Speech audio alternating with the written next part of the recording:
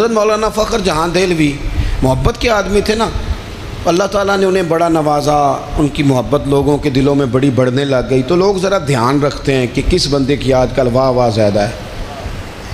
یہ جو سیاسی لوگ ہوتے ہیں یہ توجہ رکھتے ہیں کہ ایسا نہ ہو کہ کل کو یہ بندہ ہمارے لیے مسئلہ بن جائے، یہ پسند نہیں کرتے۔ تو بادشاہ نے دیکھا کہ اتنے لوگ عقیدت مند ہو گئے ہیں، ہزاروں کا مجمع جمعے میں جاتا ہے، بڑا رش ہے، اس نے ایک طوائف کو تیار کیا کہ جا کے نا تو معاذ اللہ اس طرح کی اداکاری کرو کہ الزام لگ جائے۔ اب بعض بندے اداکاری اس طرح کی کرتے ہیں کہ سامنے والا ویسے ہی پریشان ہو جاتا ہے۔ وہ کسی نے کہا تھا مخلوق تو فنکار ہے اس درجہ کے پل بھر میں، سنگے در کعبہ سے بھی اصنام تراشے، تم کون ہو کیا چیز ہے داغ کبابی، لوگوں نے تو جناب مریم پہ بھی الزام تراشے۔ تو منٹ لگاتے ہیں، الزام لگا دیتے ہیں۔ حضرت جمعہ پڑھا کے نیچے اتر رہے تھے، سیڑھیاں ادھر ادھر مریدوں کا رش تھا، سامنے اچانک وہ بی بی آ گئی۔ دلی سارا جانتا تھا کہ یہ عورت کیا ہے، کیا کردار رکھتی ہے۔ سامنے آ کے اس نے کہا السلام علیکم۔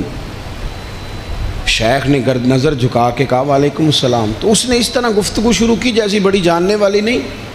بعض لوگ بڑے چالاک ہوتے ہیں، پرانے زمانے میں ہم نے سنا تھا کہ فلانا شیشے میں اتار لیتا ہے، اب تو بعض بندے چھوٹی سی شیشی میں بھی اتار لیتے ہیں، بڑے تیز ہیں، بڑی باتیں آتی ہیں بڑی۔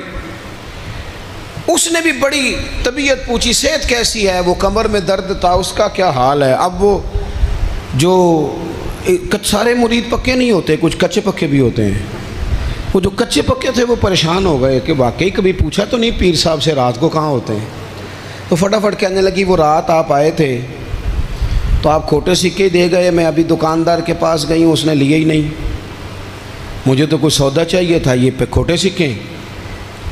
ہم تو دشمن کو بھی پاکیزہ سزا دیتے ہیں، ہر جگہ الجھنا نہیں چاہیے۔ زیادہ صفائیاں دینے والے کو بھی لوگ کمزور سمجھنے لگ جاتے ہیں، ہر وقت تھوڑی صفائی دیں گے۔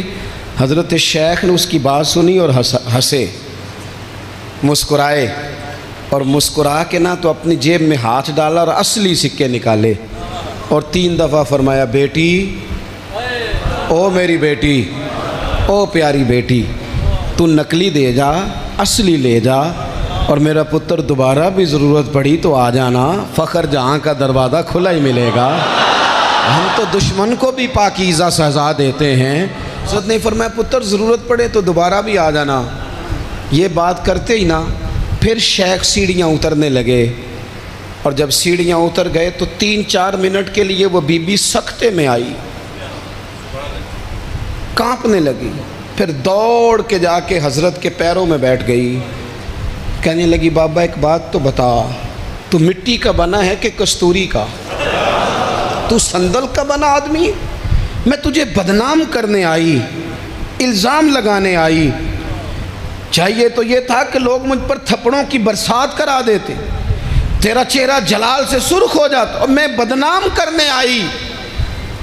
اور میں دلی کی وہ والی خاتون ہوں جسے کبھی کسی نے بیٹی نہیں کہا، کبھی کسی نے بہن نہیں کہا، اپنوں نے بھی رشتے بنانے چھوڑ دیے، جس نے دیکھا بری نظر سے دیکھا، پر تو کس محبت کا آدمی ہے، میں بدنام کرنے آئی اور گناہوں میں لتھڑی ہوئی کو تو نے بیٹی بنا لیا۔